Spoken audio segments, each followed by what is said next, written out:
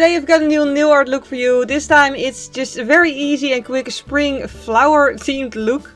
Yeah, I just wanted to do something bright and colorful and just fun to do. Very beginner friendly as well, so let's get started. As a base I chose to use a coral nail polish. This one is by Essence, it's called Va-Va-Voom, which I find a quite funny name. But yeah, you can of course pick whatever background color you want, but again I just wanted something bright and fun and colorful. If you are picking something bright and quite almost dark, like anything but pastel colors really, I do recommend actually using a white acrylic paint first to sort of map out where you want the flowers to be. So yeah, that's what I'm doing here. I'm just using a nail art brush that I cut a little bit thinner than it originally was. The brushes are just from eBay, they're really cheap, so it's, you know, it's not a waste to chop them down.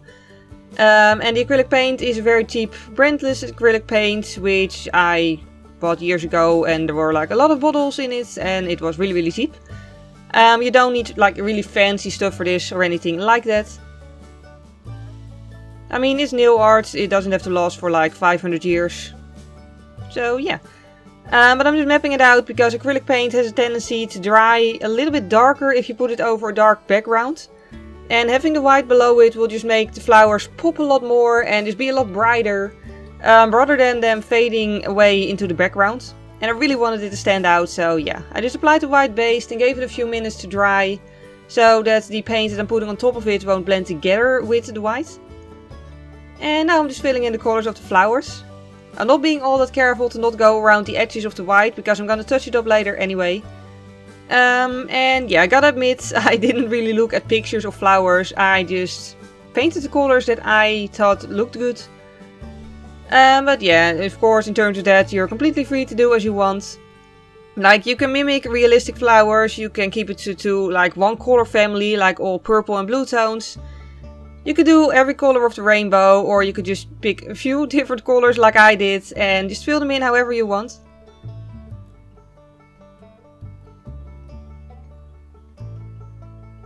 Whatever you do, just do something that you think looks good, because you know it's on your nails after all.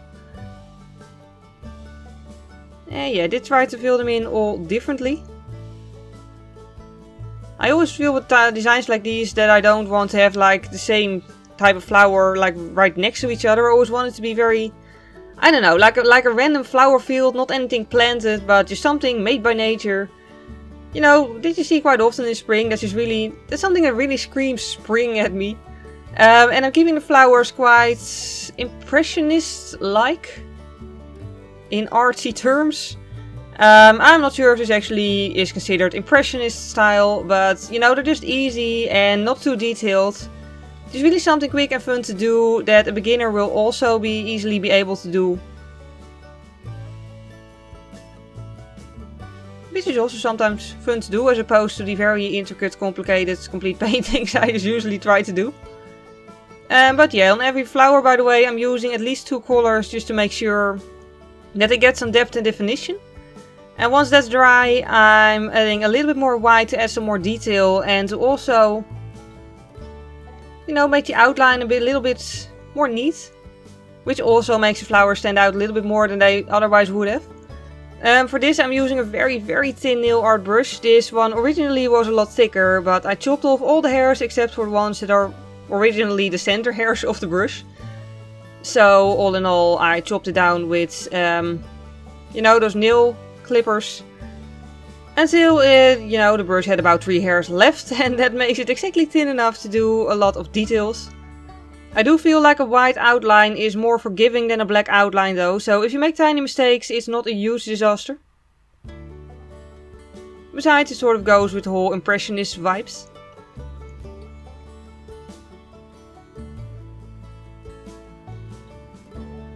So yeah, I'm just defining the leaves.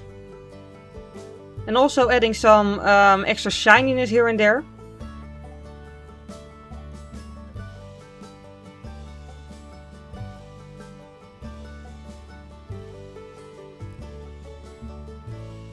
And the blue ones, by the way, I originally intended them to be sort of mini flowers.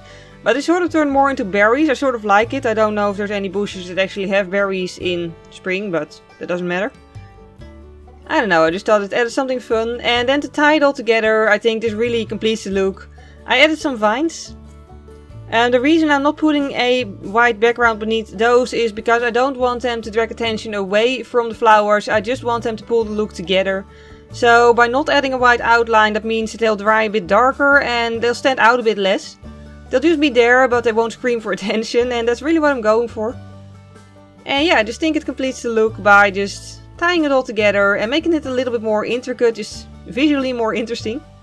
On the nails that don't get flowers, I'm just putting some rhinestones. I think I got these either from a budget store or eBay.